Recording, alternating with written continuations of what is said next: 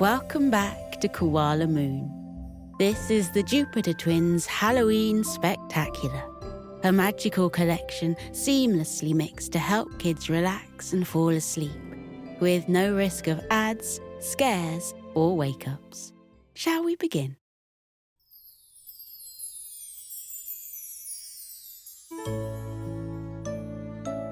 It was Halloween, and all the pupils at the Leora School of Magic were gathered inside the main hall.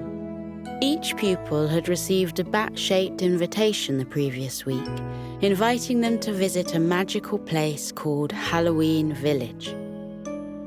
The gathered pupils chatted excitedly about what they would do at Halloween Village and the possible things they might see.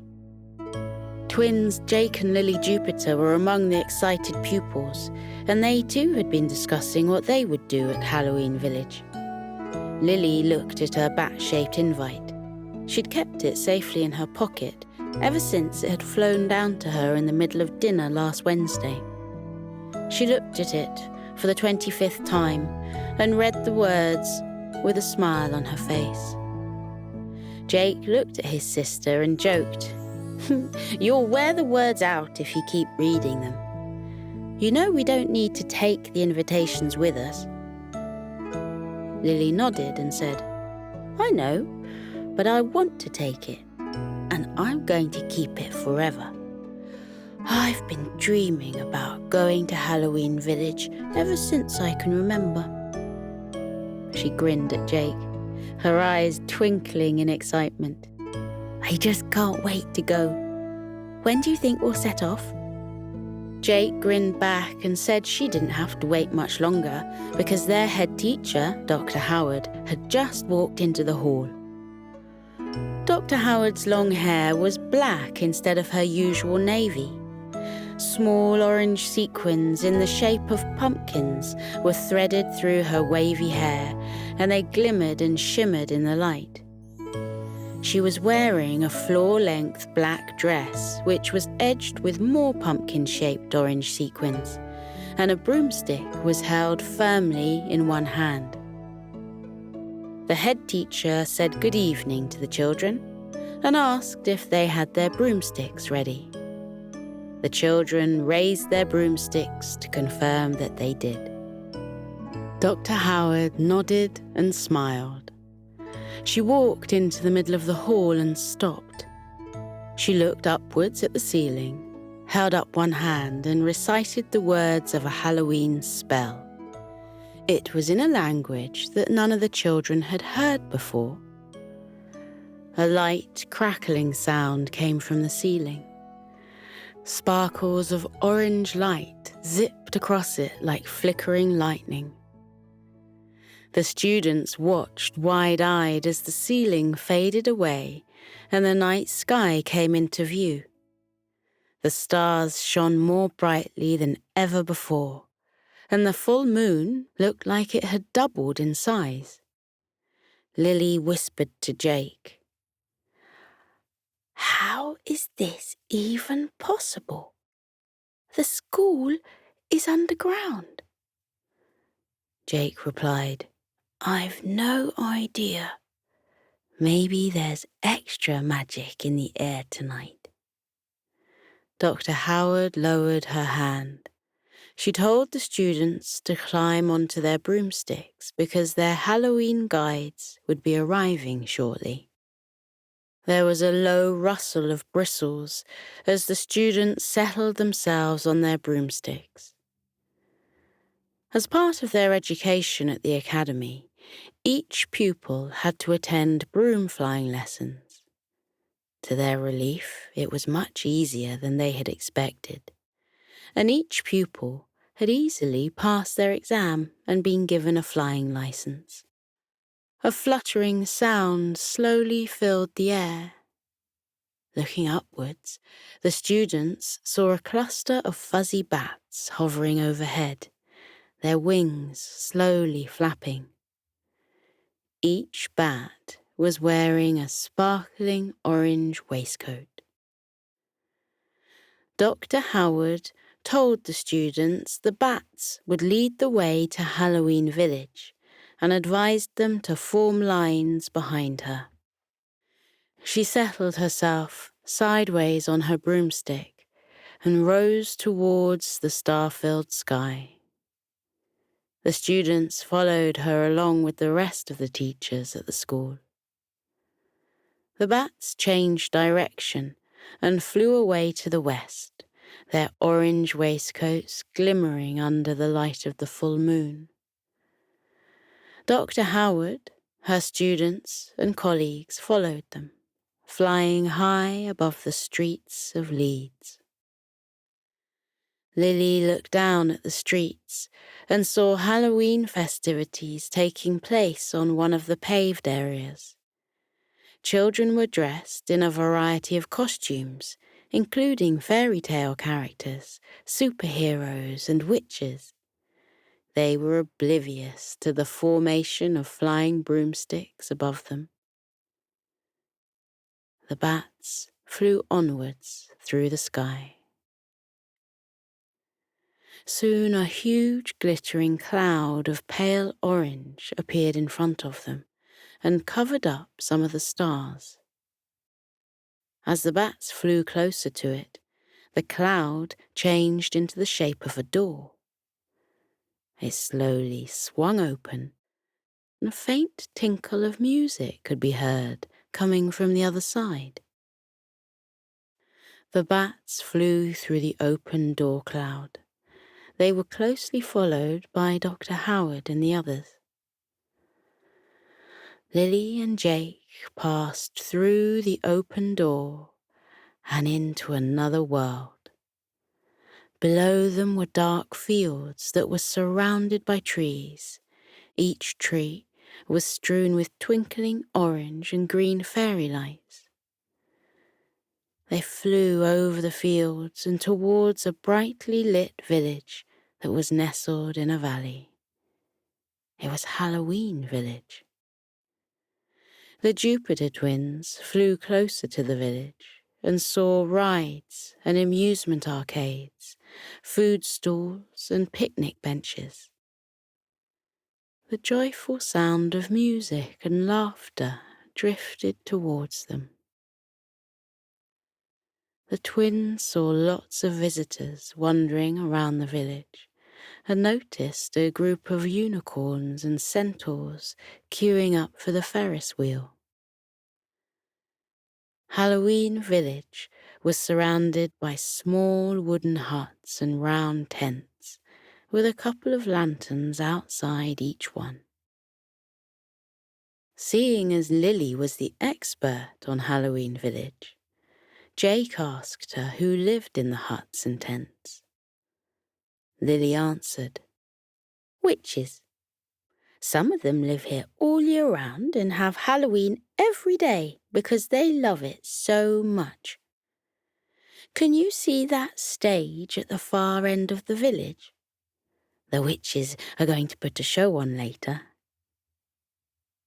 The bats headed towards the ground and landed next to a large area where visitors could leave their broomsticks. Everyone followed their lead and landed on the ground too. The bats bowed their little heads in goodbye and flew away. The students and teachers dismounted from their brooms and placed them in a neat row. Dr. Howard gathered the students closer, smiled at them, and said, "There is only one rule I need to give you, and that is, have lots of fun. Enjoy the rides and activities. I will let you know when it's time to return to school.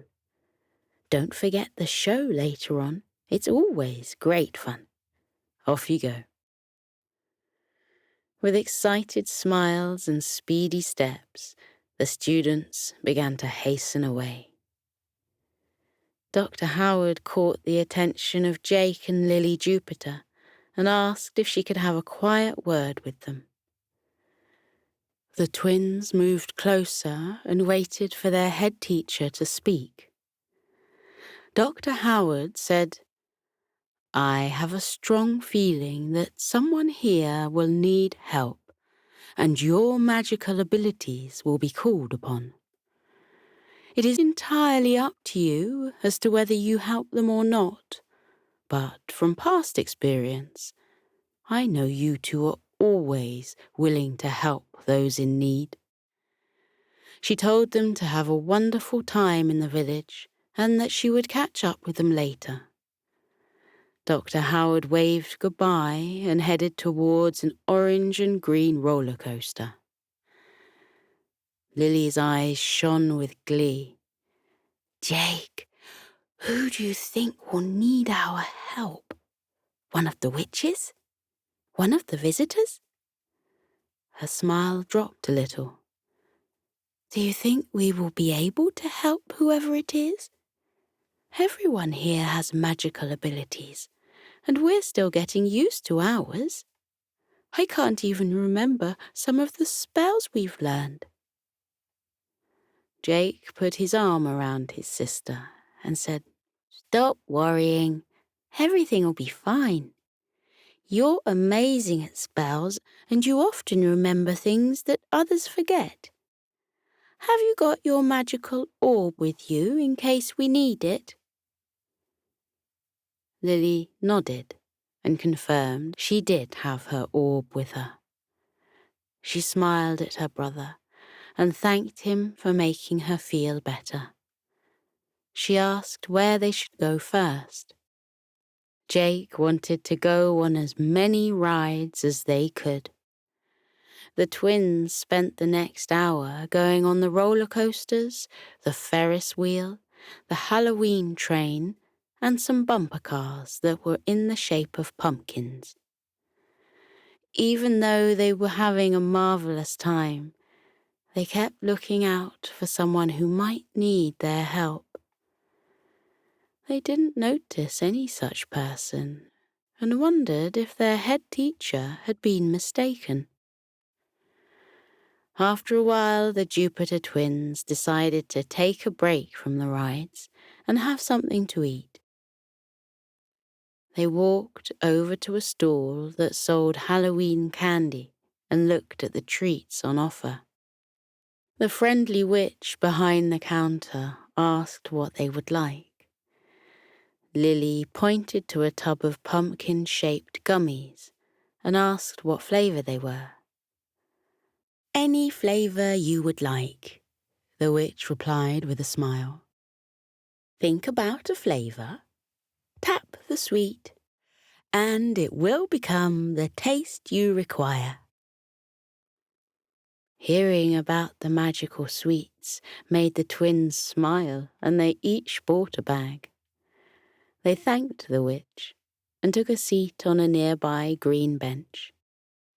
They opened their bags and took out a gummy. They thought of a flavour and then tapped it. Lily chose strawberry first, then chocolate, mint, and a zesty orange flavour. Jake went for pizza, hot dog, and French fries covered in mustard. Lily pulled a face at the peculiar flavours, but when she tried a pizza gummy mixed with a couple of strawberry-flavoured ones, she smiled and said it was actually a good combination. The twins were so absorbed in coming up with the most bizarre combination of flavours that they nearly didn't notice that someone did indeed need their help. It was Lily who eventually noticed. She looked up from her bag of magical gummies and saw a fluffy black cat standing outside one of the witch's tents. The cat was next to a small cauldron, a book in her paw, and a confused look on her furry face. She kept sighing and shaking her head at the book. Lily nudged Jake and told him to look at the black cat. Lily said, I think she needs help. Shall we go over to her? Jake nodded. They put their candy bags in their pockets and walked over to the cat. Upon their approach, the cat looked up from her book and gave them a small smile. The twins introduced themselves. Lily politely asked the cat if she needed help with something. The cat lowered the book and said, "Oh, yes, I do need help. I'm trying to cast a spell as a surprise for my witch, but I've no idea what I'm doing. I've never cast a spell before, but I've seen my witch doing it hundreds of times, so I thought I would have a go. But I'm already stuck. Can you help me, please?"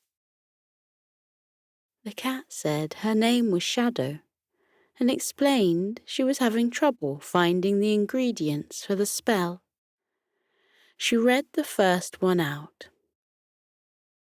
The cat's pajamas. Isn't that a peculiar item for a spell? Jake nodded and agreed it was. He said, "I didn't even know cats wore pajamas." Shadow said, "I wear them sometimes when it's cold, and I did bring some with me today. I put them in the cauldron because that's what the spell informs me to do, but the cauldron threw them right back out at me. Am I doing something wrong with the pajamas?" Jake scratched his head and said he didn't know. He looked at Lily for advice. Her face was scrunched up in thought, and she was mumbling something about their grandma for some reason. Jake said, "Lily, what are you talking about? What's Grandma got to do with magic spells?" Lily stopped frowning and grinned at him. "Jake, do you remember what Grandma said to us when we tried our school uniforms on for the first time? It was the week before we started at the academy, and Grandma wanted to see what we looked like in our uniforms. When we put them on, she said we looked like the cat's pajamas." Jake said he didn't remember that at all. And why did Grandma say such a strange thing, anyway? Lily said, "That's what I asked her at the time. She said it was an old-fashioned saying that her grandma used to say to her. It means that someone looks very nice in their new clothes. I wonder if the expression came from a cat who wore very fancy pajamas one day and kept getting compliments about them. And maybe the spell needs those original pajamas. What do you think?" Jake wasn't sure and asked how they could possibly find those pajamas. Lily took her magical orb from her pocket and held it up. She told Jake and Shadow that she would ask the orb to conjure up an image of the cat in the fancy pajamas. She said, "I've no idea if this will work, or even if there ever was a cat in lovely pajamas, but it's worth a try." She closed her eyes, and a look of deep concentration filled her face. Swirls of red and silver ribbons appeared inside the orb. They joined together, and an image of a small cat came into view. Lily opened her eyes and looked at the cat in the orb. Shadow and Jake looked at it too. The cat inside the orb was wearing red velvet pajamas, sprinkled with star-shaped sequins that twinkled brightly. The pajama top was fastened with silver buttons, and an elegant hood was pulled up over the cat's ears. The cat looked very cozy and snug inside the beautiful pajamas. Lily waved her hand over the orb. The image of the cat vanished, and swirls of red and silver ribbons rose from the orb and drifted towards the cauldron. The coloured ribbons turned into the pajamas again as they dropped into the cauldron. A small flash of light appeared from within the cauldron. Shadow smiled and said, "Those must have been the right pajamas. I never would have worked that out by myself. Thank you so much. Can you help me with the other 2 ingredients, please?" The Jupiter twins said of course, and asked what the next one was. Shadow said, "It's a star's whisper." The twins looked up at the night sky and wondered how they were going to capture a star's whisper. Lily said the stars were millions of miles away, and they'd never be able to get there on their broomsticks. Jake looked at his sister and said, "This is Halloween, and anything could happen tonight. Perhaps we could ask one of the stars to come closer to us." Lily said it was worth trying. They searched the sky for the brightest star and asked it to come closer. Nothing happened. Lily and Jake shared puzzled looks. Shadow said, "I'm no expert when it comes to magic spells, but do you think using your glass orb again might work?" Lily said that was an excellent idea. She held her orb near her mouth, looked at the bright star, and whispered into the orb, "Hello, could you help us with a spell, please? Can you move closer to us?" The star twinkled more brightly, and then, to the twins' delight, it floated down from the sky and hovered in the air right next to them. The star opened its sparkling eyes and smiled at the twins and the cat. The star said, "You asked for my help?" Lily nodded and explained the spell situation. The star said he would love to help. He moved closer to the cauldron and whispered something into it. A flash of light appeared inside the cauldron, and Shadow confirmed the star's whisper had been successfully collected. The cat and the twins thanked the star for his help. Lily wanted to ask the star what he had whispered, but thought it might be a secret, so she kept quiet. The star wished them a happy Halloween, rose into the night sky, and returned to his previous position. Jake asked Shadow what the last ingredient was.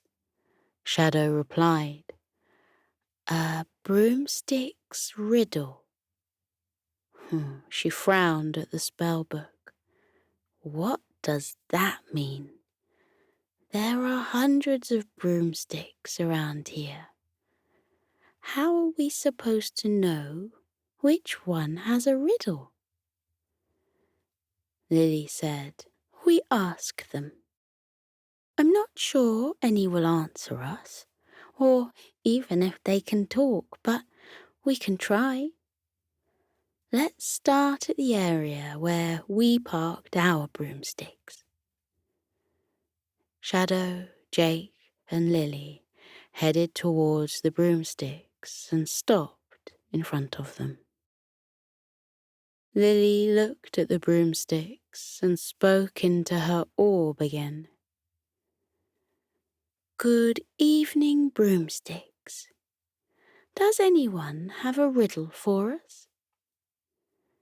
She lowered her orb and looked at the silent brooms. Jake and Shadow looked at them too.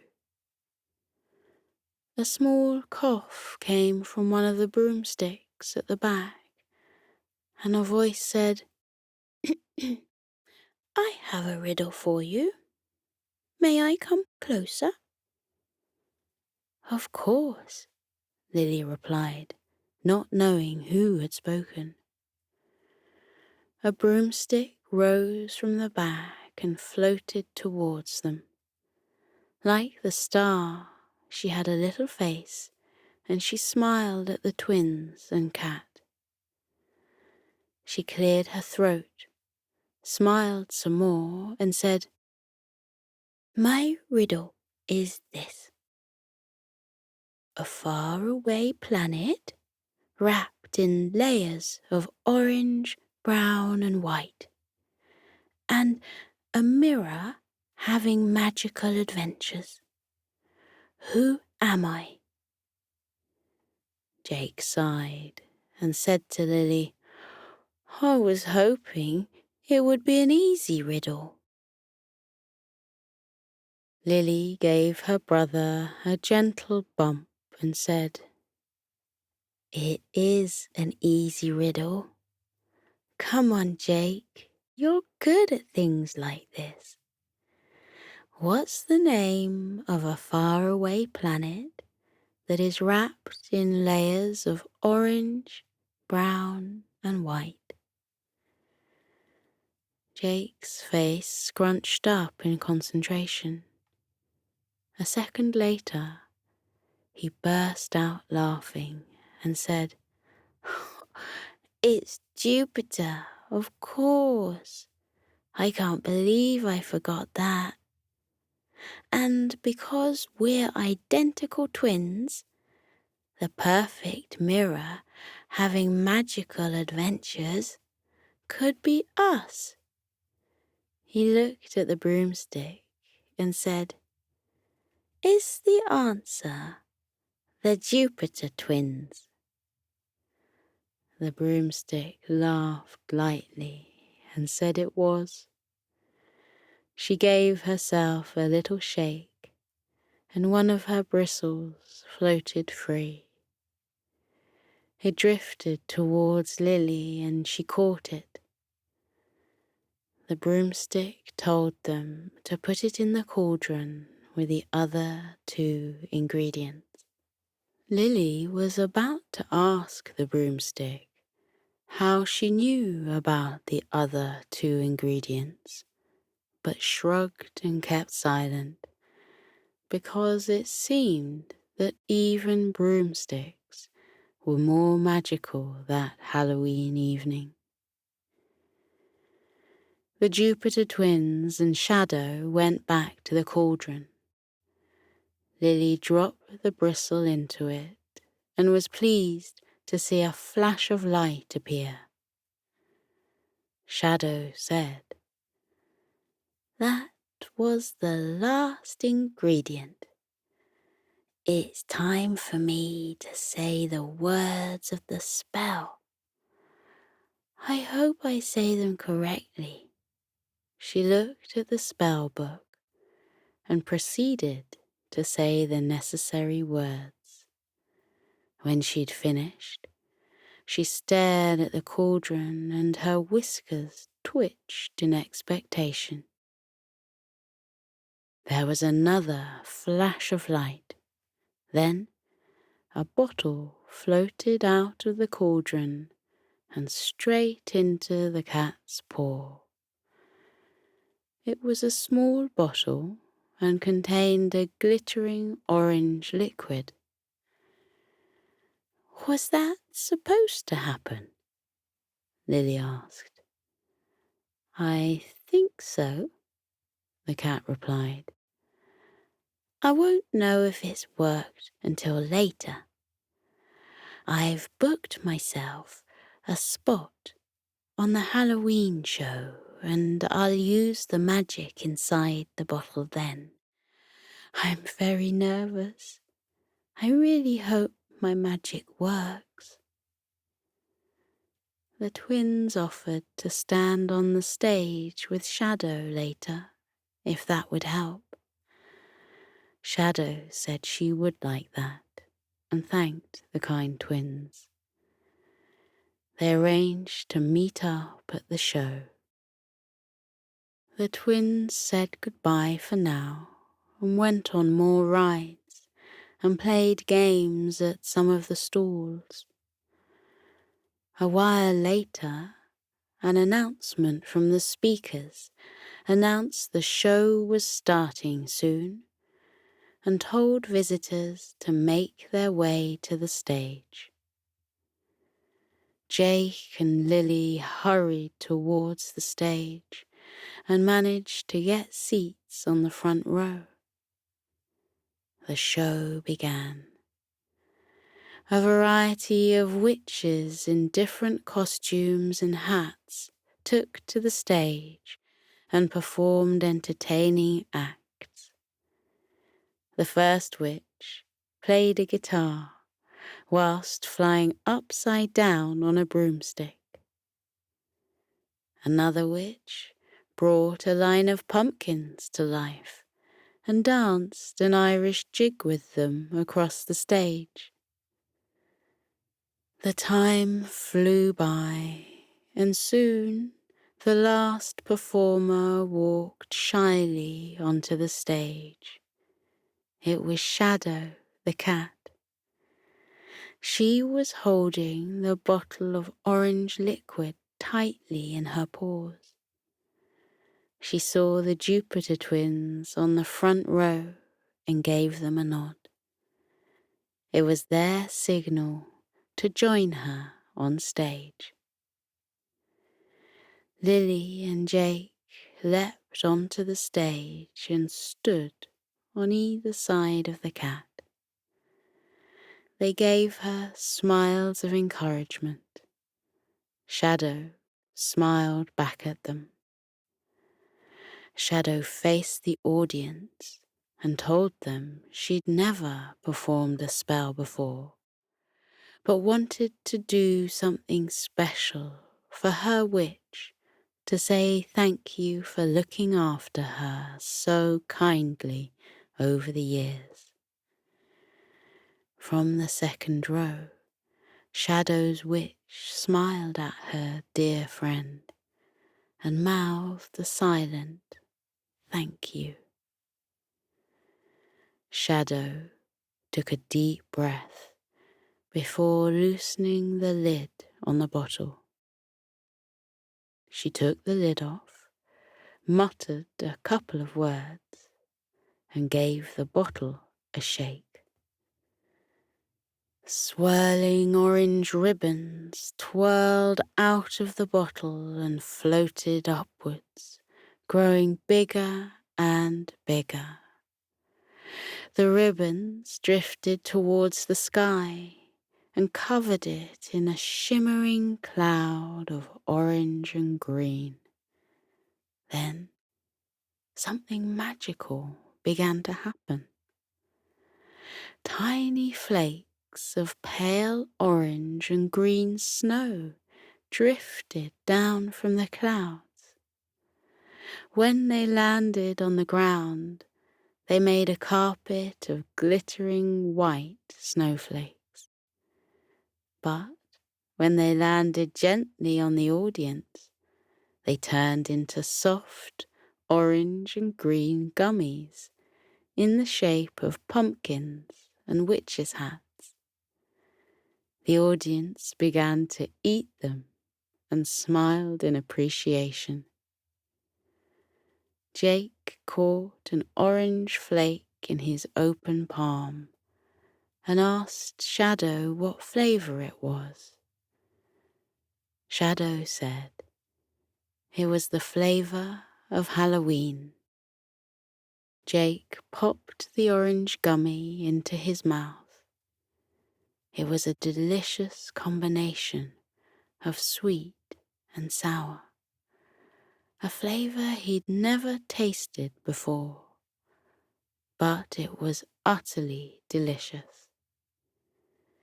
He held his hand out to catch more. Shadow said to the twins, "My witch absolutely loves snow and Halloween candy. So when I found a spell that would create both, I knew I had to try it. And it only worked because you two helped me. Thank you so much. You have made my Halloween dreams come true." Jake looked at the orange and green candy in his palm and said, "I think you've made my Halloween dreams come true too. I'm taking some of this back to school with me. If I don't eat it all now, that is."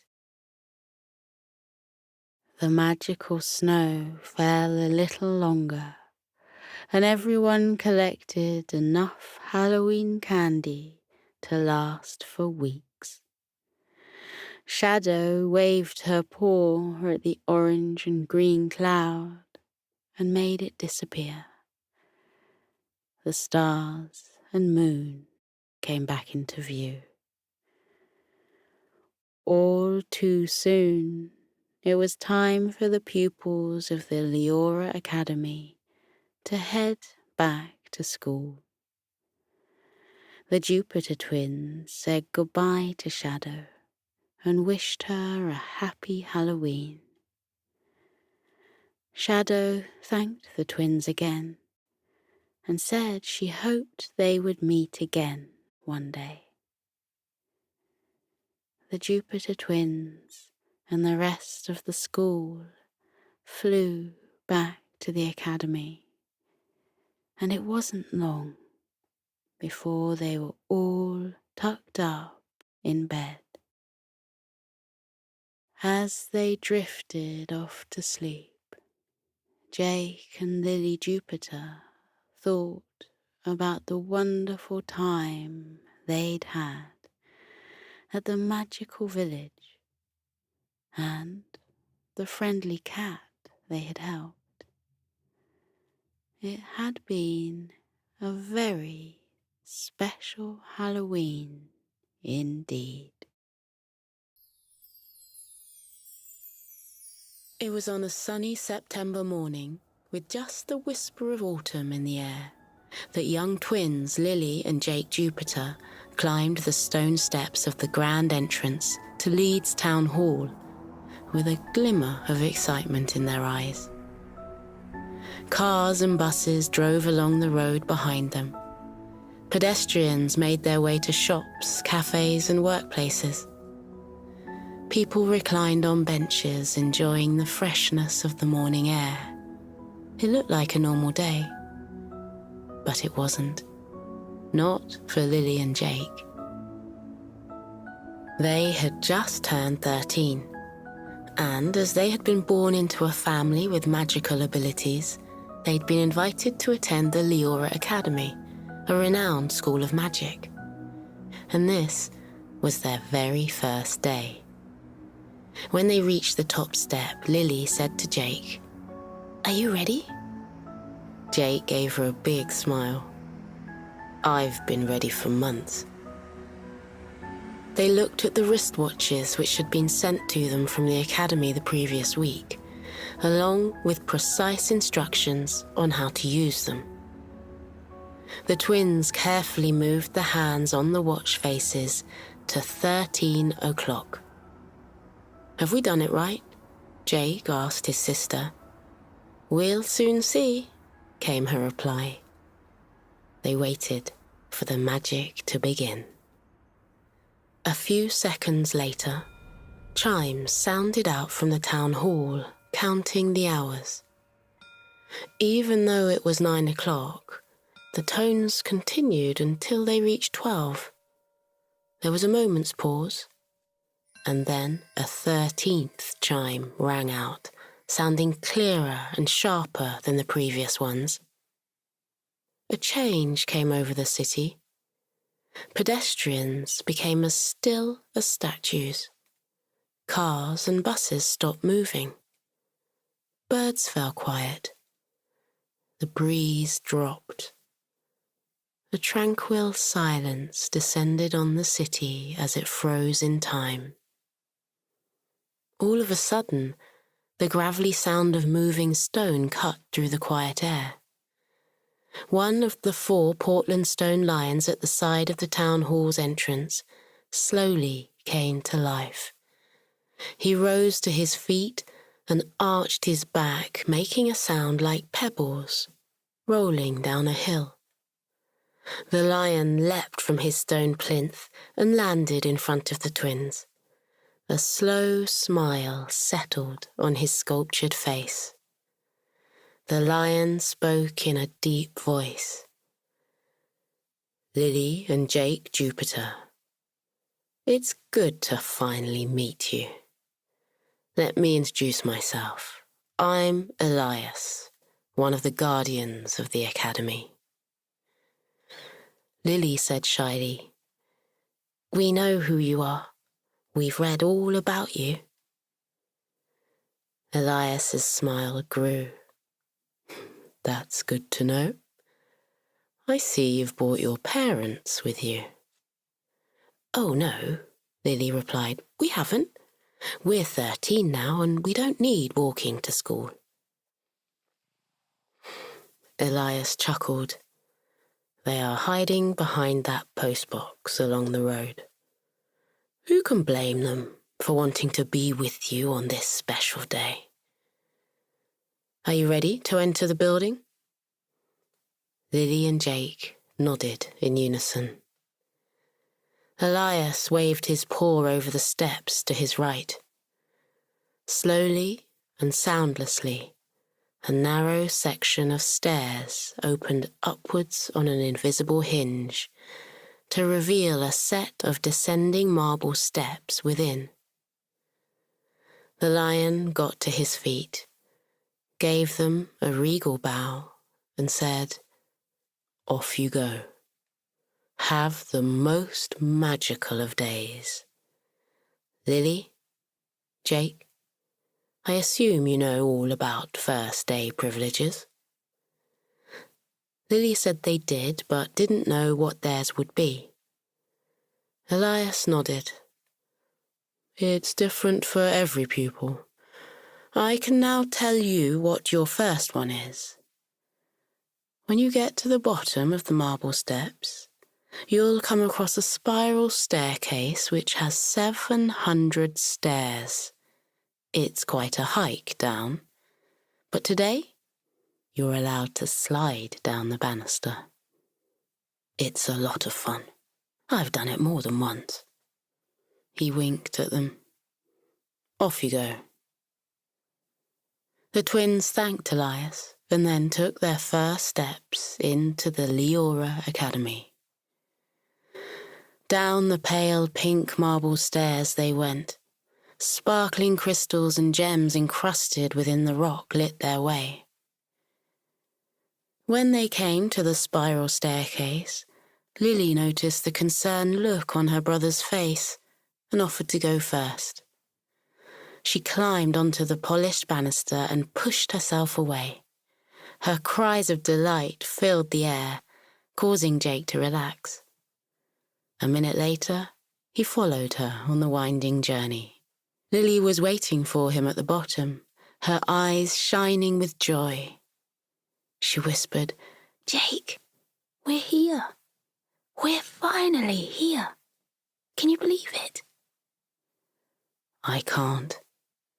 He looked ahead at the long hall which led to their first port of call, the office of Dr. Eleanor Howard, the head teacher of the academy. He drew Lily's attention to a letter pinned on a cork notice board. The letter had their names on it. Lily opened the letter. "Jake, it's another first day privilege. We can cast an enchantment on the floor and travel to Dr. Howard's office however we want. We have to decide which enchantment to use." The twins read through their options. They could turn the floor into ice and skate along it, or create a long trampoline and bounce from one end to the other. They could use a zip line as their choice of travel. There was also the chance to create an obstacle course comprising of bridges, tunnels, twisty slides and monkey bars. Not only that, they had the option to use scooters powered by nuggets of magical shadowstone. Jake sighed. "I can't decide. They all sound great. I wish we could have all of them." The letter rose from Lily's hand and folded itself into a paper aeroplane. It flew along the hall, emitting a plume of silver smoke behind it, which gently floated to the wooden surface of the floor, like glitter in a snow globe. The twins watched in astonishment as the floor rippled and changed into many different textures. "We can have all of them," Lily said in an awed whisper. "Have we just cast our first enchantment?" Jake shrugged, not knowing the answer. The twins grinned at each other before proceeding along the charmed pathway. They skated smoothly over the sparkling surface of the frozen wood, a few flakes of soft snow fluttering onto their heads. Onto the bouncy trampoline next, jumping so high that their outstretched hands touched the ceiling. The zip lining followed, and then it was on to the obstacle course. After that came their chance to ride the scooters. Powered by shadowstone, the scooters lifted off the ground and bore the twins onwards, making them feel as if they were flying. They landed smoothly outside Dr. Howard's office and stepped off the scooters. A second later, the enchanted floor returned to its normal appearance.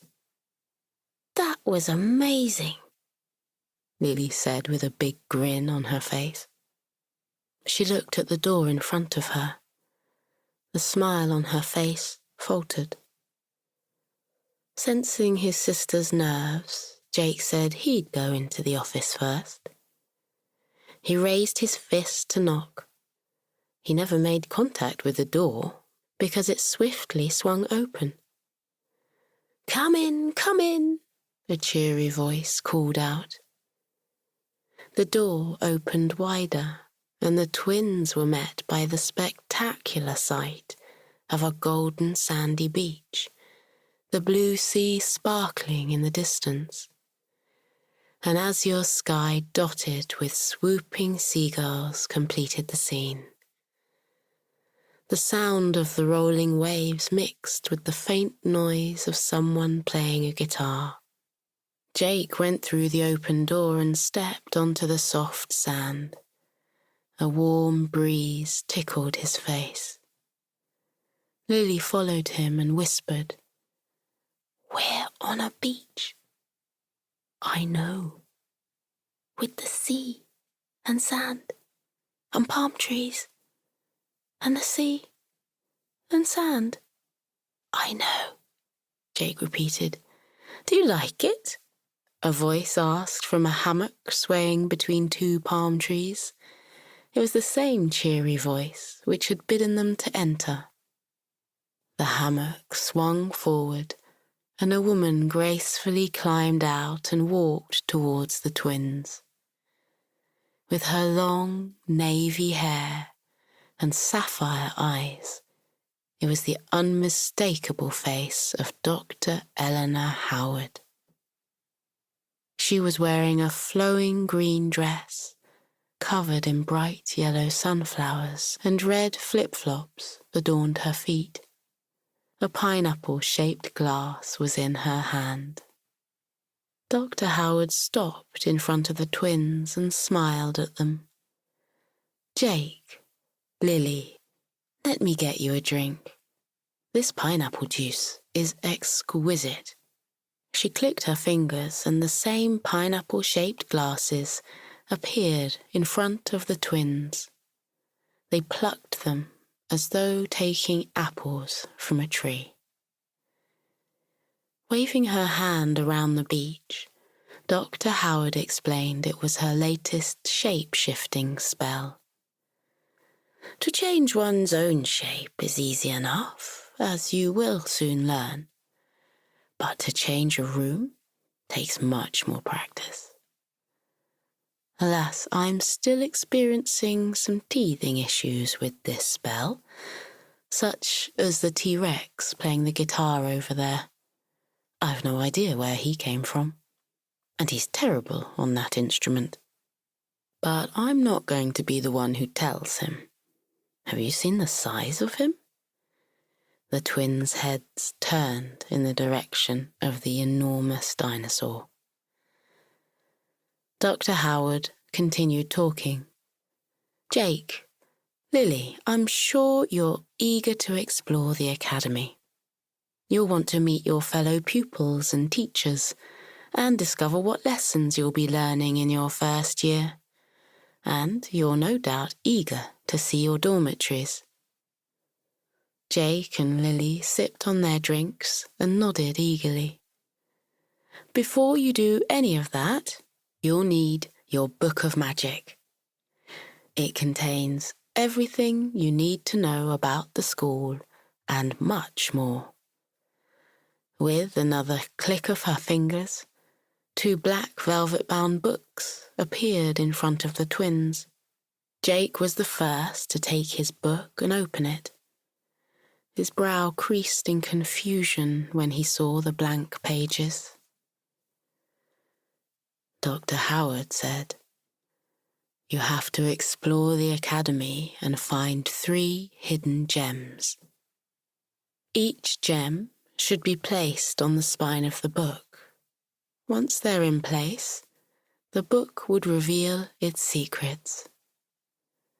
If you know the history of Leora Academy well, you will succeed. You must go now. We will talk later." The pineapple-shaped glasses vanished from the twins' hands, and Dr. Howard returned to the hammock, calling out a goodbye over her shoulder. Feeling somewhat confused, Lily and Jake returned to the hallway with their blank books held against their chests.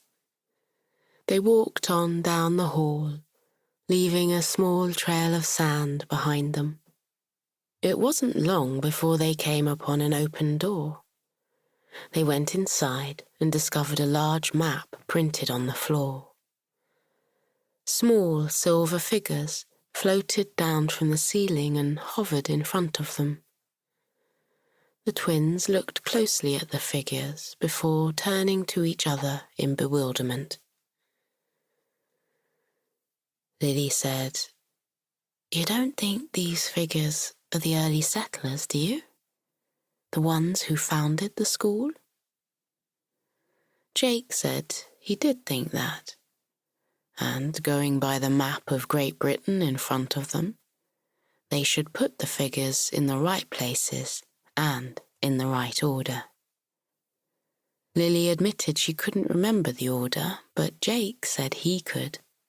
From memory, he began to recite the story of how mythical creatures from around the world set out on a quest thousands of years ago to find the perfect location for a new school of magic. As he named each magical creature, Lily put the appropriate figurine in the right area on the map. The quest had begun in Scotland and on the outer islands there. The beings known as Selkies declared it the perfect place for the new school, not only because of the coolness of the water, which was perfect for them, but because of the iridescent purples, pinks, and blue tints of the northern lights, which were so magnificent to watch. The pixies did not care for the colder atmosphere, so a journey was made to the southern part of England, whereupon the pixies fell in love with the sandy beaches and hidden caves. But the centaurs claimed somewhere open and wild would be better, somewhere they could run freely. Hence the quest took the group to Wales. The search did not end there because the Yetis said they preferred forest environments, and so everyone headed to an area which is now known as Sherwood Forest. However, the Mer people declared being near a river soothed the creature's soul and took the group to a long, meandering river, which would be called the Thames. The mythical creatures would have discussed the matter for years if it wasn't for the sudden appearance of a wise owl.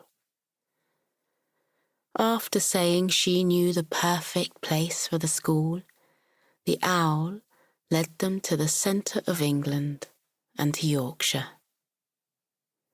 The group were guided towards a long, winding river, where the owl explained future settlers would build a city there, full of friendly humans with hearts of gold, and also the uncanny ability to speak their minds when needed. And so the new school was constructed beneath the ground not far from the river.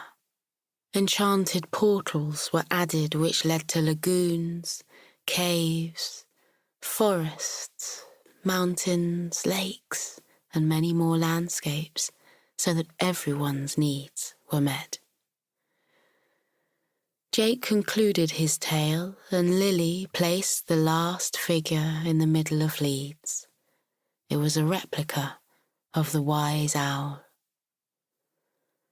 As soon as the bird was in place, 2 sapphires appeared on the map. They rose and moved towards the blank books. They fixed themselves into place on the spine. Lily and Jake left the room and once more walked down the hallway. They soon happened upon another door.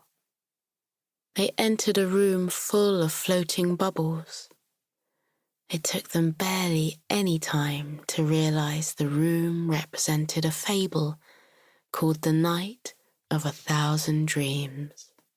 The fable said sleep fairies flew around towns and cities in the twilight hours, watching for dreams which would float from houses.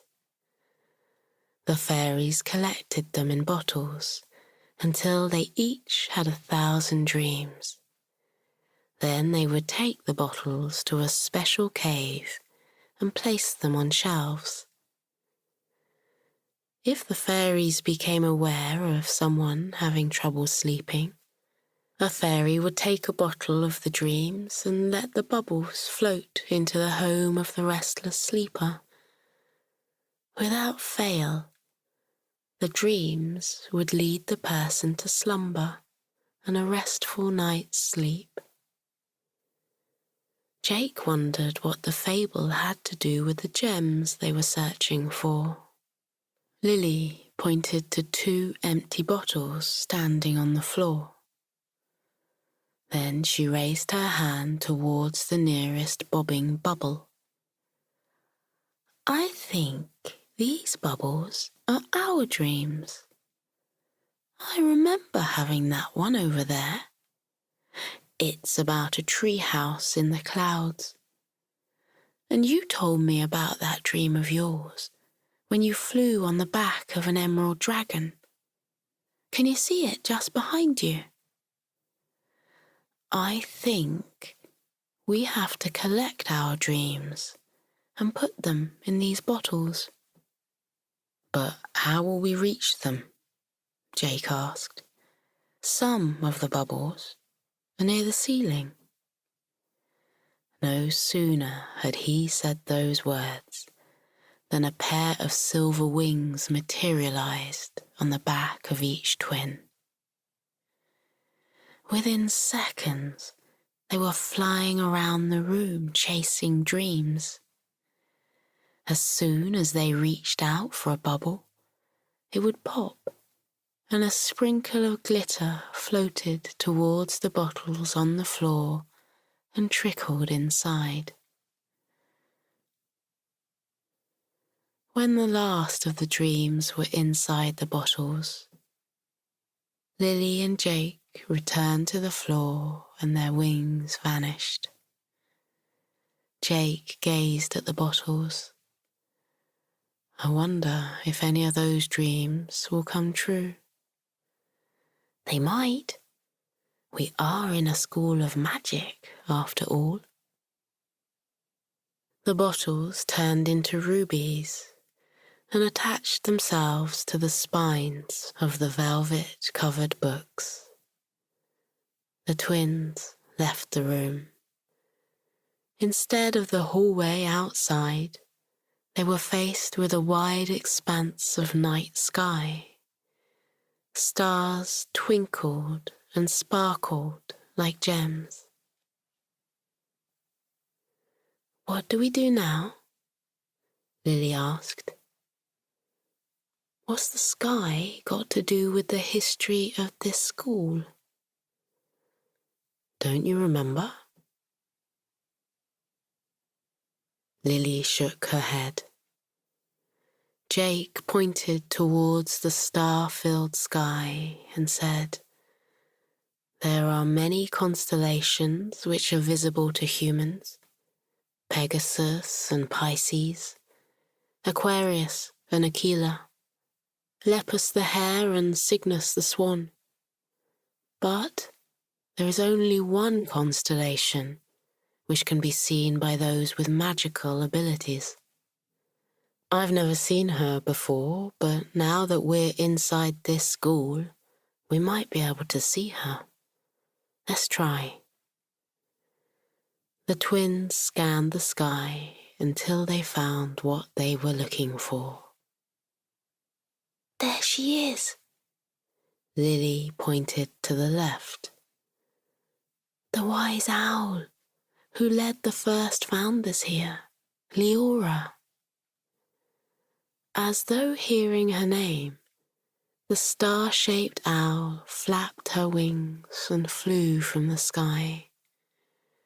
She landed in front of the twins, matching them in height. Her wings opened out and 2 stars floated towards the books. They turned into diamonds before settling onto the spines. The stars which made up Leora faded, and she became a real owl. I've been watching over you 2 for a while. I'm so very pleased you're here. Your books of magic are now ready. as part of your first day privileges, I can tell you a story about the enchanted owls of Leeds, how they came to be here, and how they look after the city. Would you like that? The twins could only nod, having seemingly lost their ability to speak. Leora opened her wings and tucked Lily and Jake cosily inside her warm feathers. They sat down and gazed at the night sky for a little while. Then the wise owl proceeded to tell the story about the enchanted owls of Leeds. She explained how they first arrived in Leeds and the many ways they look after the city and its inhabitants. Not only that, the owls continue to keep a careful eye on the magical school which lies deep beneath the bustling city. Leora pulled the twins a little closer and said, "This academy is full of magic and enchantment. There are many adventures waiting for you. But for now, close your eyes and rest a while. The adventure can wait until tomorrow."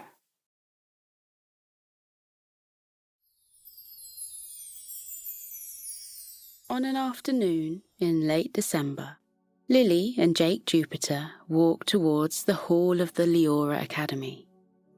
The twins entered the hall and looked around them in astonishment.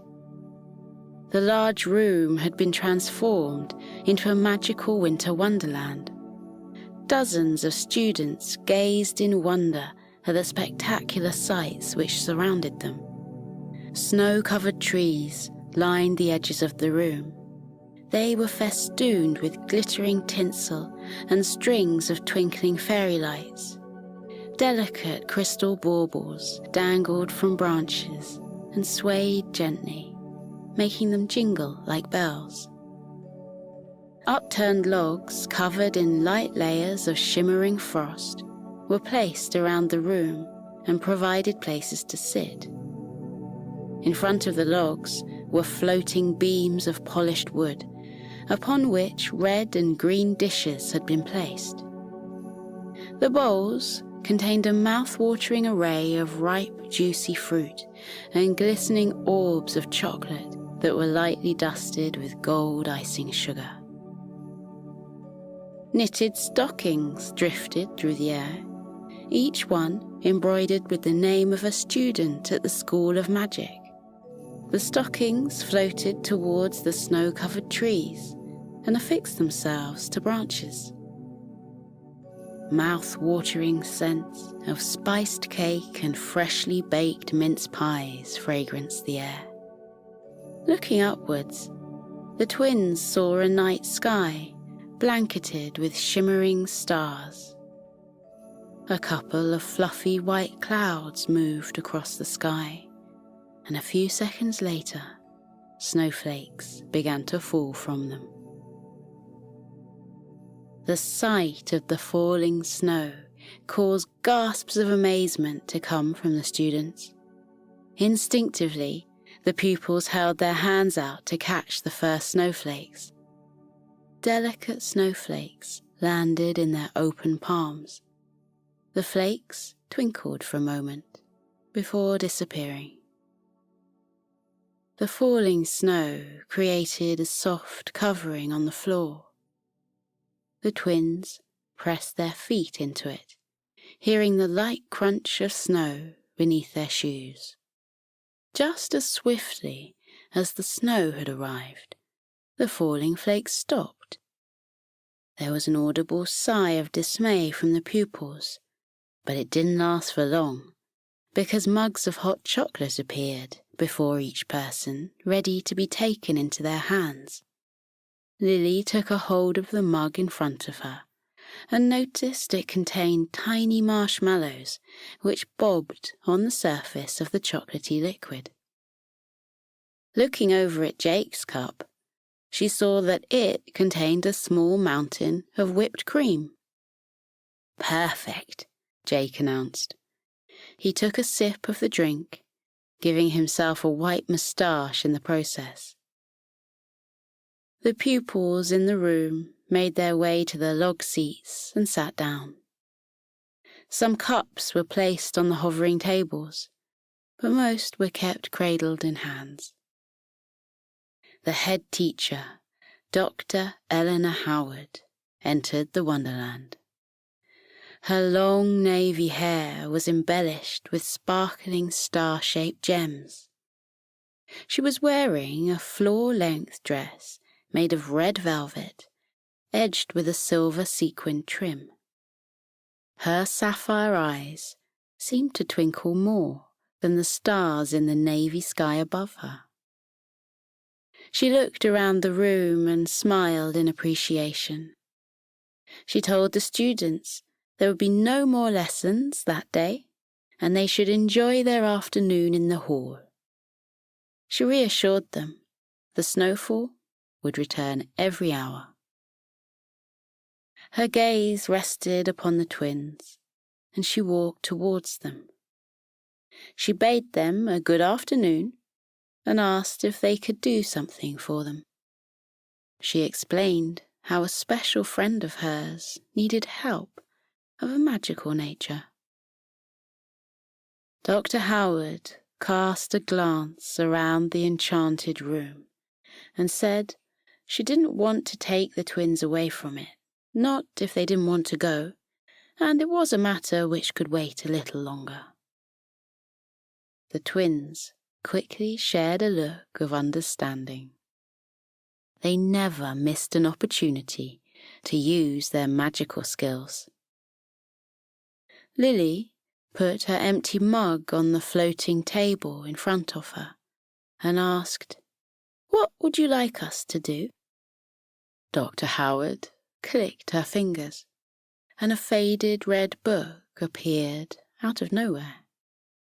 She plucked it from the air and gave it to Lily. "Return this to the library across the road, please. Wrap up warmly before you set off. You must ensure the book goes back on the correct shelf. The librarian will show you where to place it. From there, you will know what to do." With those puzzling last words, the head teacher left the hall. Lily looked at the red book cover. There were no words on it. She checked the spine, but that too was blank. Jake looked over her shoulder as Lily flicked through the pages. There wasn't a single word anywhere. They made a quick stop to their rooms to collect their coats. Bearing in mind Dr. Howard's words about wrapping up warm, they gathered their hats, scarves, and gloves, even though the December weather was mild that day, with no hint of snow on the way.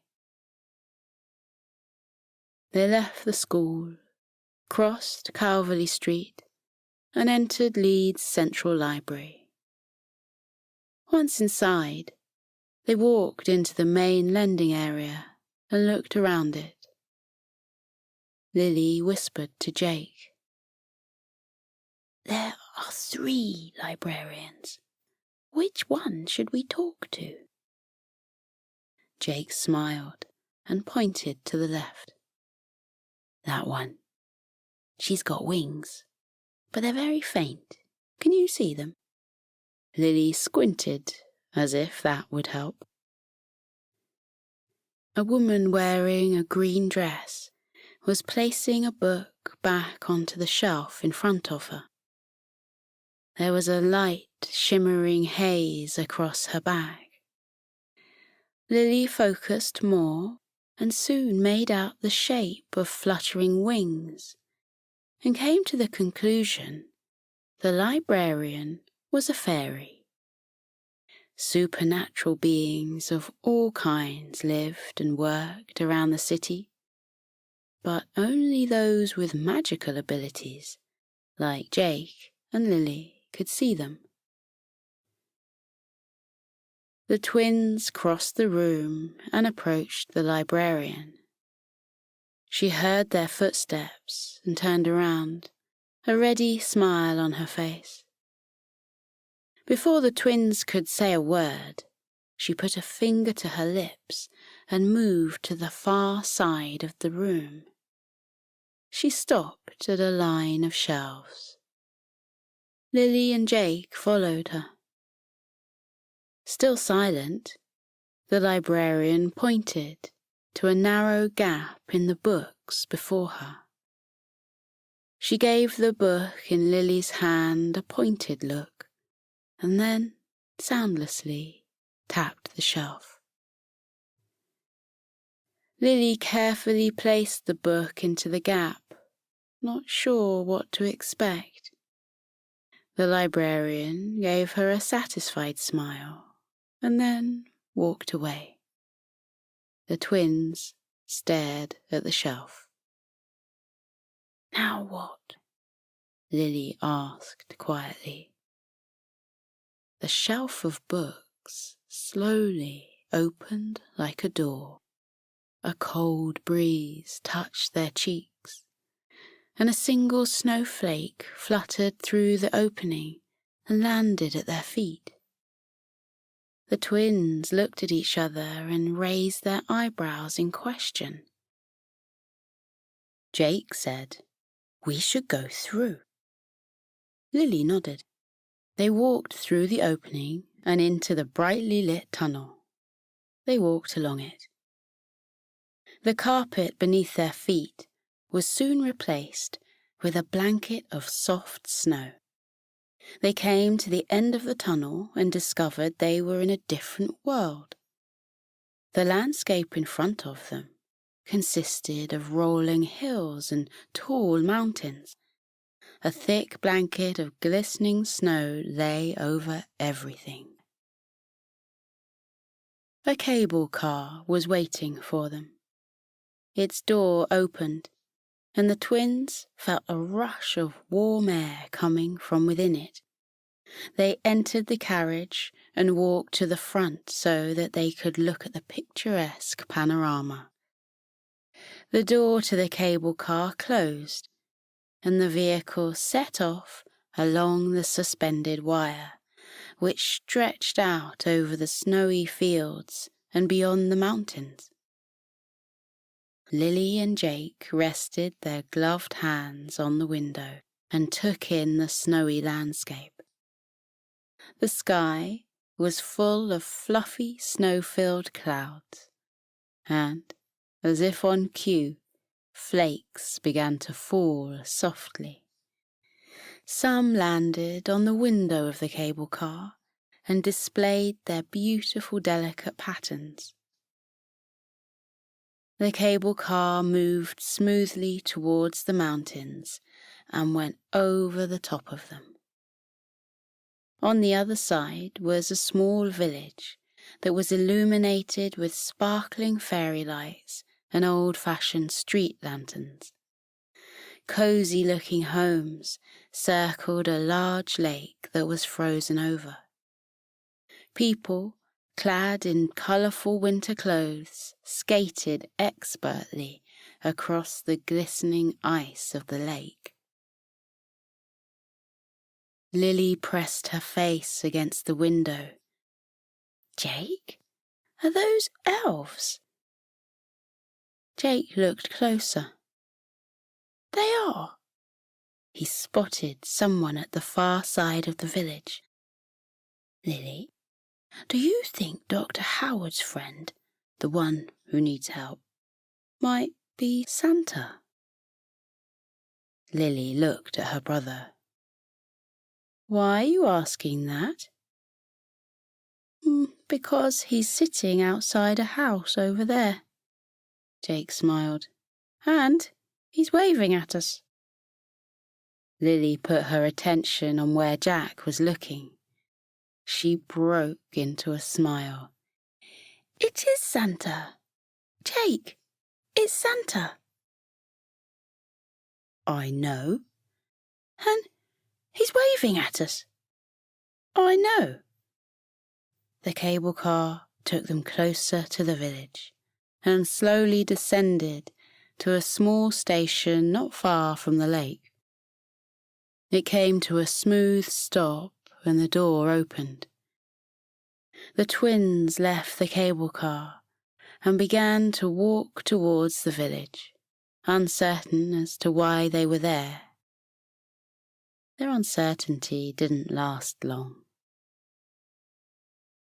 The elves of the village stopped what they were doing and turned in the twins' direction.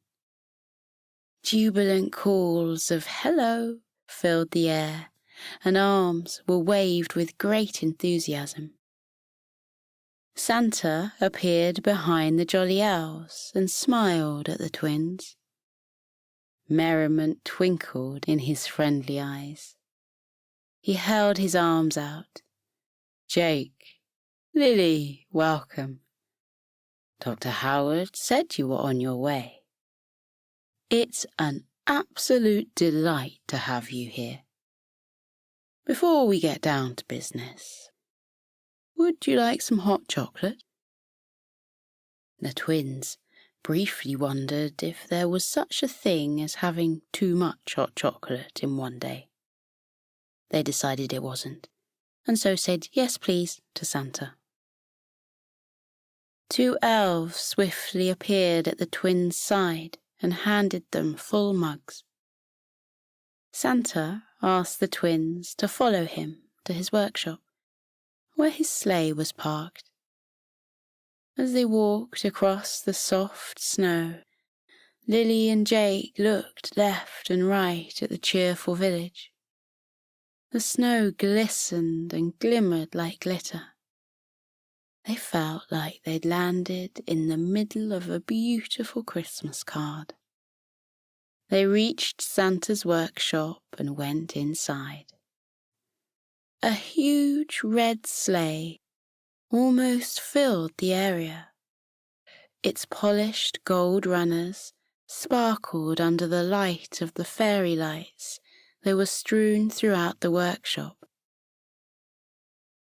Santa moved closer to the sleigh and pointed to the red velvet seat inside. The material was threadbare and bits of shimmering stuffing were peeping out of various holes. Santa said, "I should have had this fixed years ago, but I kept putting it off. Your head teacher visited me last month and saw the condition it was in. She said she knew just the people to help me fix it." He turned his smile on them. "And here you are." Jake put his empty cup down on a shelf. I'm not very good at sewing, but I'll give it a go." Santa chuckled, causing his tummy to wobble like a jelly. "I don't need your sewing help, young Jake. It's your magical assistance I need. This velvet is a special one, and it comes from a robin who lives in the enchanted forest.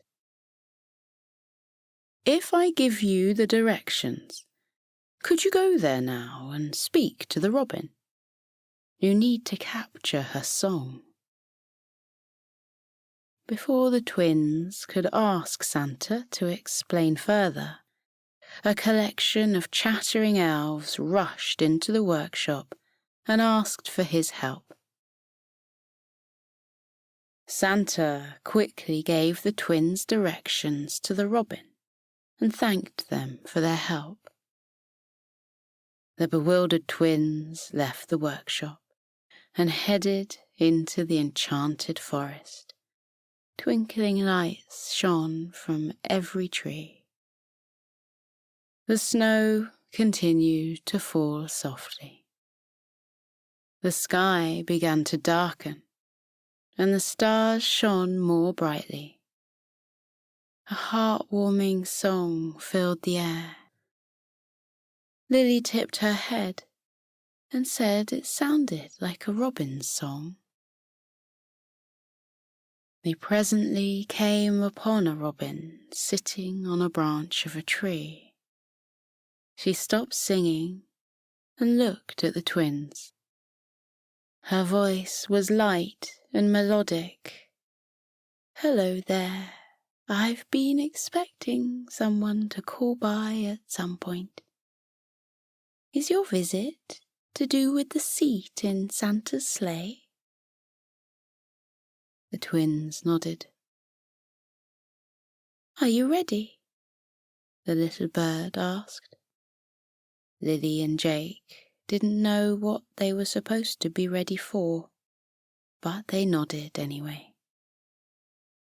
The robin began to sing a different song. Its tune was clear and joyful. The twins listened for a while, half expecting something to happen. When it didn't, Jake whispered to Lily, "Santa said we have to capture her song. I think I know a spell that will help us do that." Jake called to mind the spell and quietly said the words. The tune coming from the robin turned into visible lines of long red threads, which twirled in the air. They were the same colour as the seat in Santa's sleigh. The robin's song continued and more threads appeared. The threads entwined with each other and formed a large ball of yarn. The bird glanced at the ball. She stopped singing and said there was enough material for a new seat covering to be woven. She told the twins to take the ball to the snoozy polar bear who lived on the other side of the river. She tipped her head in goodbye and flew away. Jake took the red ball from the air and put it in his pocket. The twins walked towards the river and crossed the wooden bridge which spanned it. Further along, they came across a friendly-looking polar bear who was leaning against the open door of her cottage. She welcomed the twins and said the robin had stopped by to say they were on their way. She smiled when Jake produced the ball of red threads and said there was more than enough for what they needed. She let out a small yawn and invited them inside. A large weaving loom was in the centre of the cosy home. The polar bear put a paw over her mouth to cover up another yawn. She apologized and explained she was ready for a nap, but would weave the threads into a velvet covering before taking to her bed. Seeing how tired the bear was, Lily said she and her brother could make the material using magic, and she knew of a spell that would help, and it was something they could do on their own if the bear wanted to have her rest now. The polar bear gave a sleepy smile of thanks and ambled away to her bed. The low sound of her snores soon echoed through the cottage. Lily brought forth the words of the spell and cast them towards the red ball of threads. The ball left Jake's hand and turned slowly in the air. The threads began to unwind and moved towards the loom. They placed themselves evenly across it. A shuttle appeared and started to move back and forth across the threads. Lily clicked her fingers, and the shuttle moved faster until it was a blur. The snow continued to fall outside. The polar bear's snores gently rumbled through the cottage. Soon the shuttle came to a stop. The twins looked at the completed material. Jake nodded and said to his sister, "Excellent job." "Thank you," Lily replied. "Let's take this back to Santa." They collected the material and rolled it up. They left the cottage and walked through the softly falling snow. They arrived back at Santa's workshop. His jolly face lit up with delight when he saw the folded material. He said it was perfect and asked if the twins could use more magic to place it into position. The twins worked together and used a combination of spells to remove the existing material and then replaced it with a new one. Once the new seat covering was in place, Santa warmly thanked the twins. With a twinkle in his eyes, he asked if they would like to test the new seat out on a flight back to their school. The astonished twins could only nod in reply. The reindeers were gathered and tethered to the sleigh. Jake and Lily climbed into the sleigh. Santa sat next to them and declared his new seat to be extremely comfy. Santa handed a rein to each twin and gave them the words which were needed to make the sleigh fly. Moments later, the sleigh lifted from the ground and moved out of the workshop. With the reindeers at the helm, the sleigh took to the night sky and flew over the softly lit village. The elves waved goodbye. Through the sparkling stars they flew. The snow continued to fall gently, one beautiful snowflake after another. Onwards they flew. The Leora Academy soon came into view. The sleigh flew over the streets of Leeds, where people were beginning to head home for the day. Santa told the twins he knew some magic too. He took a handful of sparkling glitter from his pocket and gave it to Lily and Jake. He told them to throw it into the sky. The twins did so. Fluffy, snow-filled clouds appeared in the dark blue sky. The snow began to fall, softly and gently. Glistening white snowflakes fluttering downwards. People stopped what they were doing and gazed upwards at the snow in wonder.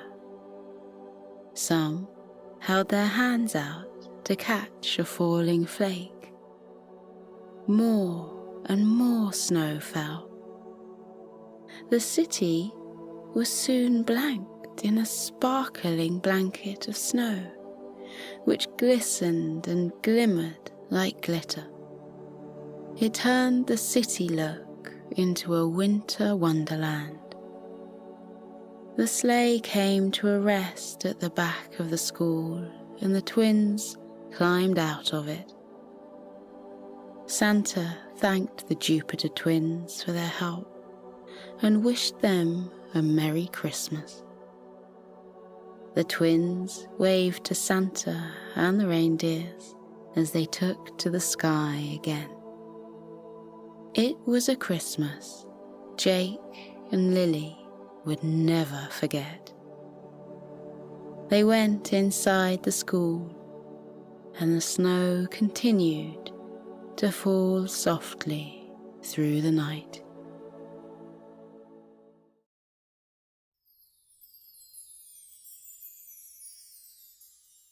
Lily and Jake Jupiter had been at the Leora Academy for over a week.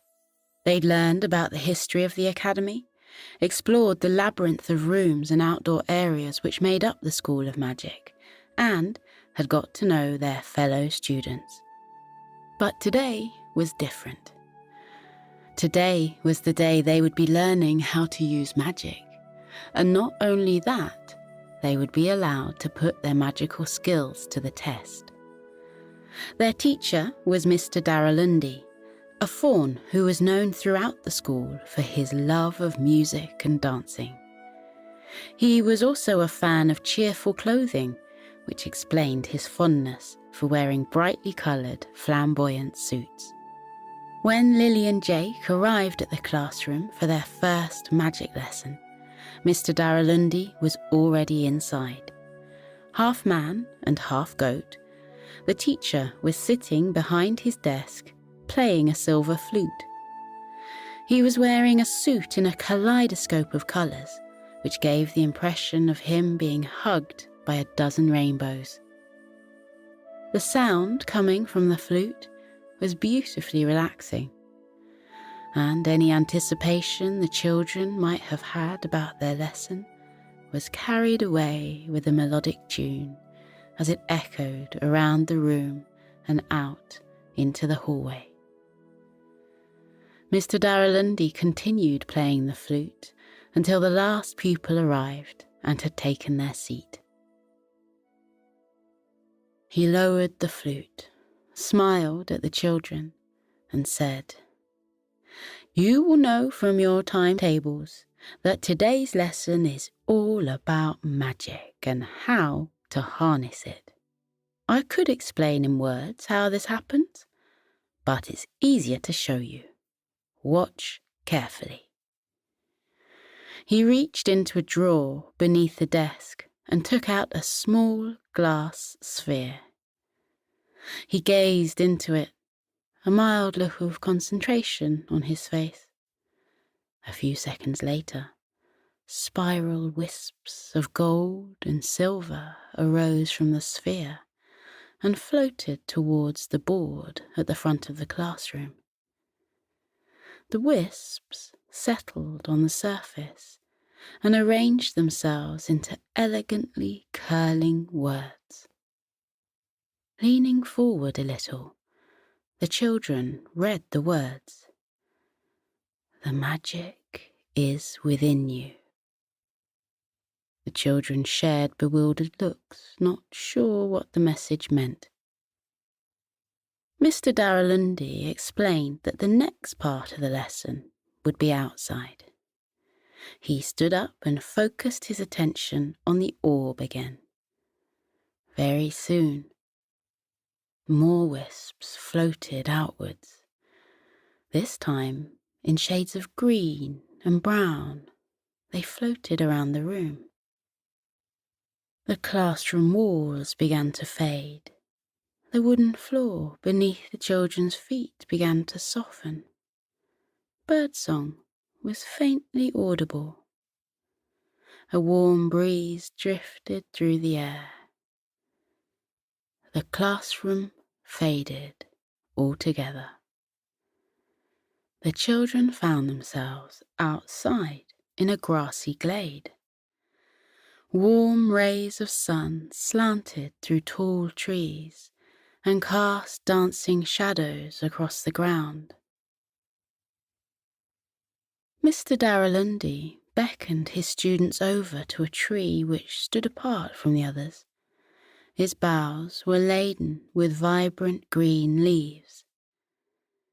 The teacher put the glass sphere in his pocket and took out a set of panpipes.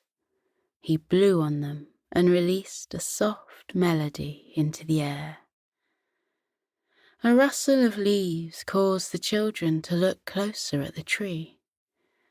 Tiny pink buds appeared on the ends of the branches. The buds unfurled to reveal delicate blossoms. A breeze picked up and swirled around the tree. The blossoms came free and floated through the air as gentle as snowflakes. Minuscule apples now appeared on the tree. Mr. Darrelundy stopped playing the pipes and told the children to stand beneath the branches and hold their hands out. The children did so and watched as the tiny apples increased in size and turned a delicate shade of green. One by one, the apples dropped into the waiting hands below. Lily and Jake received theirs at the same time.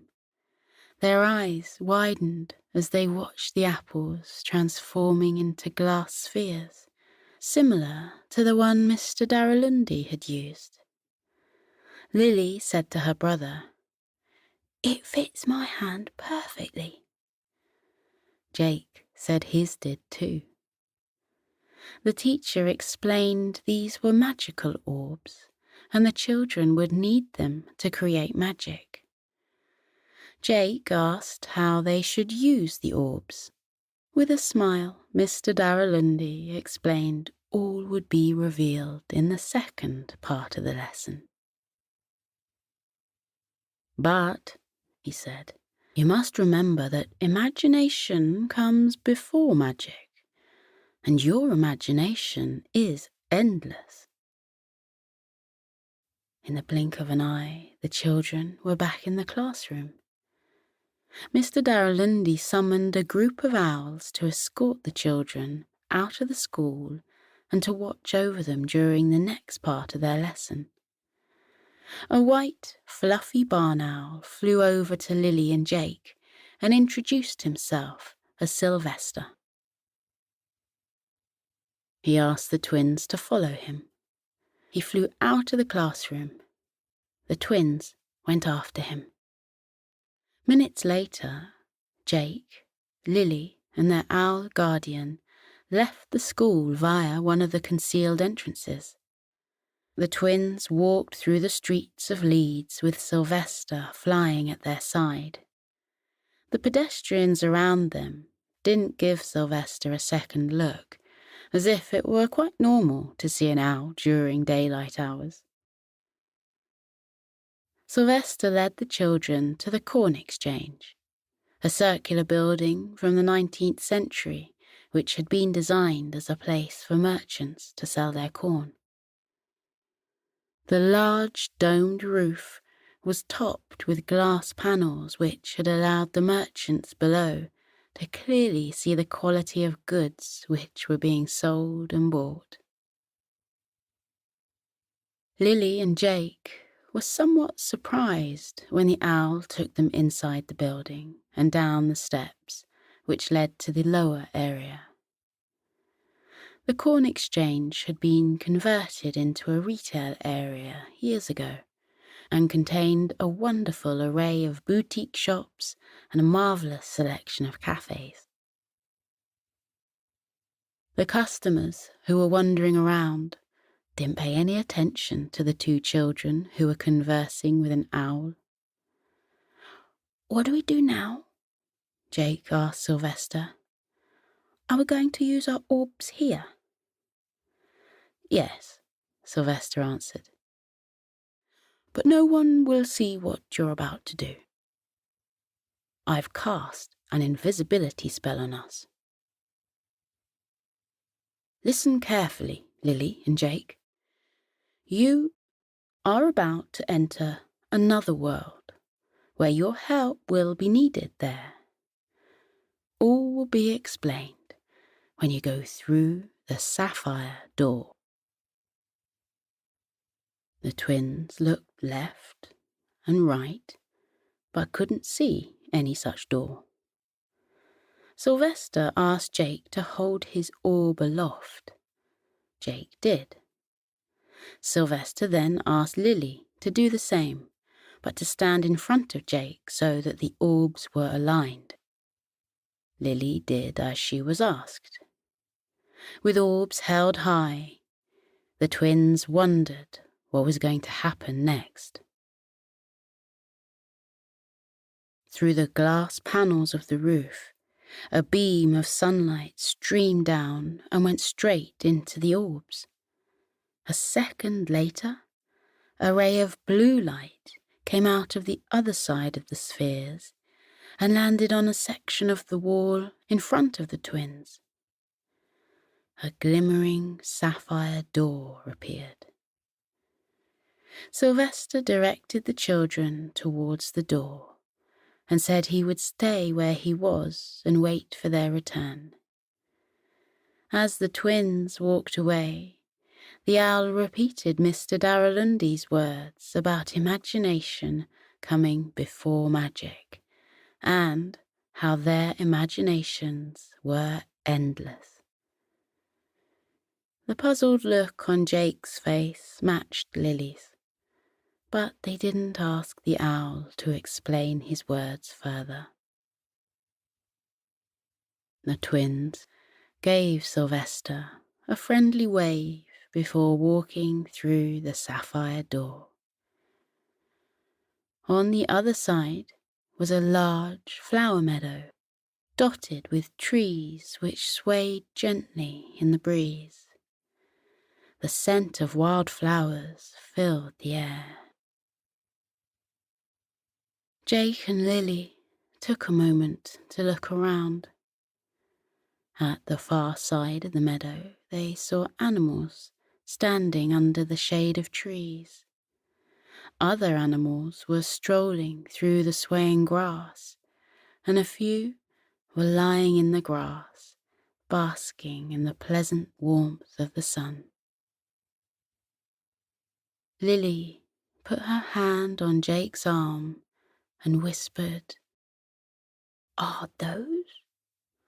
Jake could only nod, unable to take his eyes off the amazing animals. When he'd first seen them, he'd assumed they were horses, but upon looking closer, he could see that they were, in fact, unicorns. Unicorns of all colours, light greens, deep, rich purples, shades of vibrant oranges, warm reds, and delicate pinks. The unicorns had a hazy shimmer about them, as though they'd been sprinkled with glitter. One of the unicorns approached them, her eyes full of kindness, and a soft smile on her face. Her skin was pale peach with a blonde mane flowing down her back. Threads of glittering silver twisted through her white horn, and a pair of silver-tipped wings laid folded over her back. With a bow of her head, she told them her name was Blythe, and that she and the other unicorns had been waiting for the children. "Have you brought your magical orbs with you?" Blythe asked. Rendered speechless in front of such a wondrous being, Lily and Jake silently held their orbs up. Blythe smiled and asked them to follow her. She turned around and headed through the meadow. Jake and Lily followed. Each unicorn they passed gave them a soft smile and a warm welcome wrapped around the twins like an invisible coat of comfort. Blythe took them out of the meadow and along a path lined with summer flowers. Lily and Jake kept hold of their magical orbs, not knowing when or how they would be needed, but wanted to be prepared, just in case. They stopped at a shallow pool which shimmered with pale lilac water. A small waterfall of purple liquid tumbled over a series of indigo rocks. The noise of water bubbling over the stones was as light and joyful as a cheery song. Blythe invited the children to sit a while on a large rock whilst she explained why the unicorns needed their help. This pool is where we unicorns bathe every evening. It's full of magic, and as we lie in the water, we absorb the magic. But every so often, the magic runs low and it needs replenishing, and that's where you two come in. Jake and Lily, we'd like you to fill your orbs with magic, and when that's done, we ask that you pour the magic into these waters. Is that something you could do for us, please? Lily said, We'd love to help, but we don't know how to use the orbs yet. Blythe told the twins they should use their imaginations to conjure up a magical scene. Once they had that scene in their thoughts, they should look upon the orb, and it would take those thoughts, add a touch of magic, and make them real. She said it sometimes takes a bit of practice to get it right, but she knew they were more than capable of performing such magic. Would you like to give it a go? Blythe asked. Lily and Jake said they absolutely would like to give it a go. They stood up and gazed intently into their orbs. With a soft laugh, Blythe said, Not here, children. It needs to be somewhere that's special to you both. Somewhere that holds happy memories for you. The strongest magic always comes from a happy mind. She told them to walk back along the path and see where the journey led. The twins thought the path led back to the meadow because that's where they'd just come from. But they walked along it anyway. When they reached the end of the path, they were surprised to see the meadow had gone. In its place was a sign with words on it. Think about your happy place, somewhere where smiles are aplenty and laughter abounds. They looked at each other and broke into laughter. They knew where to go. To the beach, they said at the same time. Instantly, a sandy path appeared. The sound of waves washing on the shore filled the air. Tucking their orbs safely in their pockets, the twins ran along the path and onto a wide beach full of golden sand. They hastened towards the sea, kicked their shoes off, and let the water lap gently over their toes for a little while. What do we do now? Lily asked. Jake took the orb from his pocket. We use magic. Do you remember when we went to a beach last year with Mum and Dad and we built that sandcastle? We both wished it was real because we wanted to go inside and explore it. Lily nodded, but asked her brother why he was talking about that. I think we can make it happen. I think we can build a sandcastle and make it real, by using our orbs. When Jake saw the unsure look on Lily's face, he added, "We can try, can't we? Maybe it's the kind of magic Blythe was talking about." Lily still wasn't convinced, but she followed Jake as he walked away from the sea and further up the beach. Jake gave the sand in front of him a studious look and said they would need tools. He looked into the glass surface of the orb and thought about the buckets and spades they would need to build a sandcastle.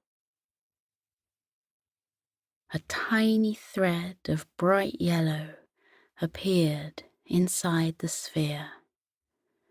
More threads appeared, each one bigger than the last. The yellow threads swirled around the orb like clothes in a washing machine. Then, very slowly, the strands of yellow came out of the orb and floated through the air before landing on the sand at their feet. Jake and Lily watched in astonishment as two bright yellow buckets and spades appeared on the sand. So astonished was Lily that she fell to the sand with a soft bump. "It works," she whispered. "You're magic." "So are you," Jake said. He helped her back to her feet. "We're at a magic school now, and we have to get used to this sort of thing." Lily took a moment to think about that. Her brother was right. It was time to get used to magic being an everyday occurrence. She looked at the buckets and spades and asked Jake if they should conjure up a sandcastle instead of building one. "But building one is much more fun," Jake said with a grin. Lily agreed, and before too long, a magnificent castle complete with turrets, a drawbridge, and a moat was standing proudly on the sand. It was Lily's turn to use magic. She cast her thoughts into the orb. Almost instantly, tendrils of brown and gold appeared. The wisps of colour left the orb and wrapped around the sandcastle. The sandcastle grew to the size of a large house. Jake laid a hand on the building and said it felt like it was made of stone and not sand. As tempted as they were to explore the inside of the castle, they were now eager to see what else they could produce with their orbs. They recalled their last visit to the beach and the amazing sand sculptures they'd seen, which had been created by gifted artists. Using their imaginations, they centered their thoughts on the magical orbs, and soon spectacular sand structures appeared all around them. Lily created a smaller version of the Eiffel Tower and watched in delight as it rose majestically from the sand. Jake produced a steam train which emitted small clouds of sandy dust. Together, they fashioned a tall lighthouse, which they then changed into a rocket ship.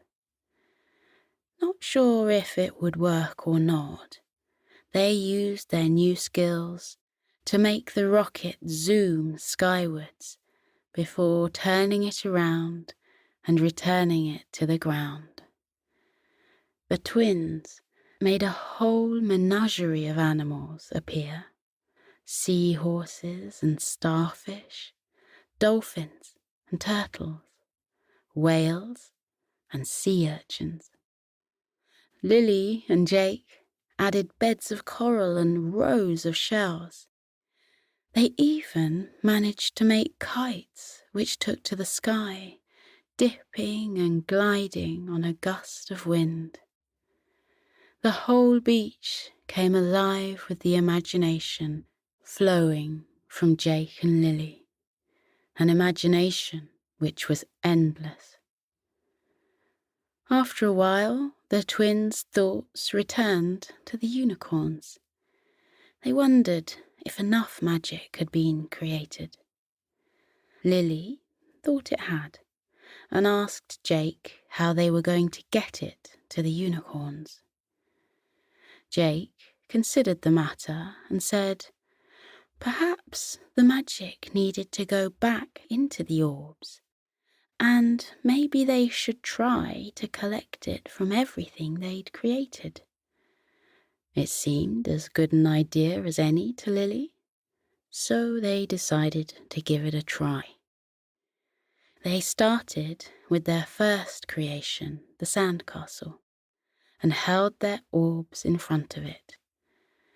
The castle turned into tendrils of brown and gold threads, which encircled the orb before going inside. The twins collected more magic until the orbs were full of swirling, twirling colours. Using the path they'd taken earlier, the twins returned to the lilac pool where Blythe was waiting for them. The unicorn was delighted with how much magic they had collected and asked them to carefully put the orbs in the pool. Jake and Lily did, and then stood back to see what would happen. Colours flowed from the orb and into the water. Golden browns, bright yellows, coral pinks, cobalt blues. A palette of beautiful colours swirled through the water, leaving a wash of colour behind them. Soon the colours faded, leaving only the original pale lilac shade behind. But the pool looked different now. It sparkled and twinkled in the sun, as though 1,000 tiny stars lay on the surface of the water. The magical orbs came out of the water and flew back to Jake and Lily. The twins held out their hands and the orbs came to rest in their palms. Blythe thanked them for their help. Then she told them she was big enough to carry both of them and wondered if they would like a lift back to their world. There was only one answer to that. Blythe lowered her back to allow the twins to climb on. A plait of blonde mane appeared and wrapped itself gently around the twins like an enchanted seat belt. Blythe became airborne, and the twins once again became speechless as they flew over snow-capped mountains and through lush green valleys. All too soon, they were flying over the streets of Leeds and towards the corn exchange. Using her magic, the flying unicorn cast a spell on the glass roof of the building, and it opened like doors on a jewellery box. She flew through the opening and landed on the ground floor where Sylvester, the owl, was waiting for them. Blythe thanked the twins once more before taking to the skies, closing the roof of the corn exchange behind her. Jake and Lily were full of tales about their adventure and talked non-stop to Sylvester as they walked back to the Leora Academy. With a wise look on his face, the owl said, "This is only the beginning. Just as there's no limit to your imaginations, there is no limit to the magic you can create." Those wise words came back to the twins as they snuggled down under the soft blankets in their cozy beds that night. Their dreams were full of the magic they had created that day, and the magic which was yet to come. We're drifting towards dreams now, the happiest, loveliest dreams you've ever dreamt. We're calm and cozy. Your breathing is relaxed and you can feel that lovely weight of the blanket keeping you safe and warm. Aren't you comfy?